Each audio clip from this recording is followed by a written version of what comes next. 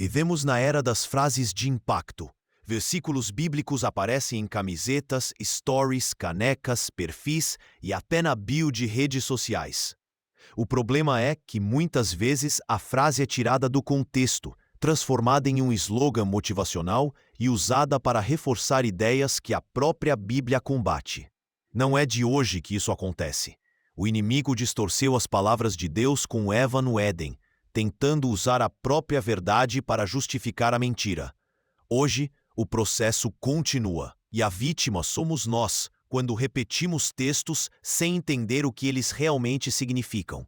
Vamos analisar 5 versículos que todo mundo usa, mas de forma errada. 1. Jeremias 29:11. Porque sou eu que conheço os planos que tenho para vocês. Muita gente cita esse versículo como promessa individual e imediata. Deus tem um plano de prosperidade para a minha vida aqui e agora. Mas o contexto é outro. Jeremias escreve para exilados na Babilônia, dizendo que a restauração viria depois de 70 anos. Ou seja, a promessa não era de livramento instantâneo, mas de perseverança em meio ao cativeiro. Aplicar esse texto hoje não significa que Deus vai resolver tudo em poucos dias, mas que Ele é fiel para cumprir seus planos no tempo dele. E esse tempo pode incluir processos dolorosos. O perigo de citar fora do contexto é transformar esperança em ilusão imediatista. 2. Filipenses 4:13. Tudo posso naquele que me fortalece. Esse é um dos versículos mais usados em academias, competições e desafios pessoais. Mas Paulo não estava falando sobre vencer qualquer objetivo humano. O contexto é contentamento. Ele escreve que aprendeu a viver satisfeito em qualquer circunstância, tanto na abundância quanto na escassez. Tudo posso significa posso suportar todas as situações por meio da força de Cristo. Não posso conquistar qualquer coisa que eu queira.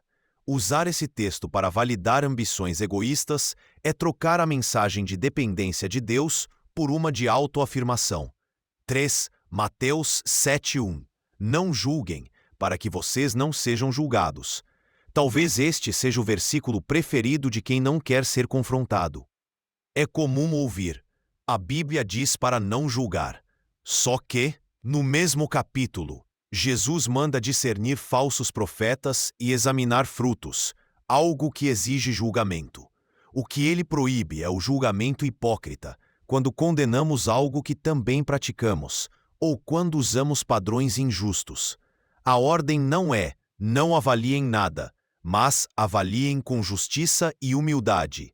Repetir não julgue para evitar confrontos bíblicos é, ironicamente, distorcer a própria instrução de Jesus.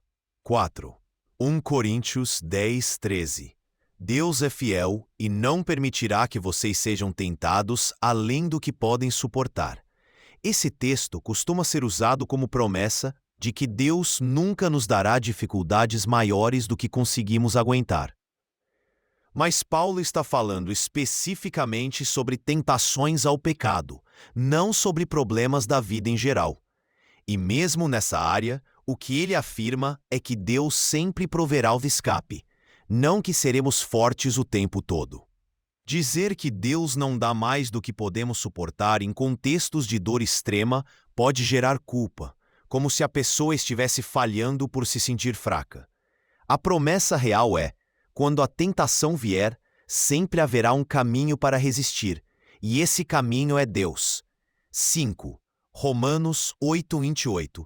Todas as coisas cooperam para o bem. Muitos citam esse versículo como se tudo o que acontece fosse automaticamente bom. Mas o texto é claro: para o bem daqueles que amam a Deus, daqueles que são chamados segundo o seu propósito.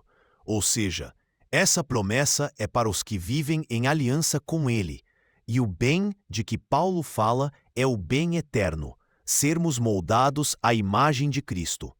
Algumas coisas que cooperam para esse bem podem ser dolorosas, perdas ou lutas que nos transformam. Quando tiramos isso do contexto, vendemos a ideia de que Deus aprova tudo o que acontece, quando, na verdade, Ele usa até o mal para cumprir seus propósitos. Esses 5 textos mostram que conhecer a Bíblia vai muito além de decorar frases. É preciso entender o que está antes, o que vem depois, para quem foi dito, em que situação e qual era a intenção original. Um versículo fora do contexto pode virar munição para heresias ou consolo barato que não se sustenta. O próprio Jesus, quando foi tentado no deserto, respondeu às distorções do diabo com: "Está escrito, também está escrito", mostrando que a interpretação correta precisa considerar a Bíblia como um todo. O desafio para nós hoje é não nos contentarmos com frases soltas, mas buscarmos a mensagem completa, porque a verdade liberta, mas só se for a verdade inteira.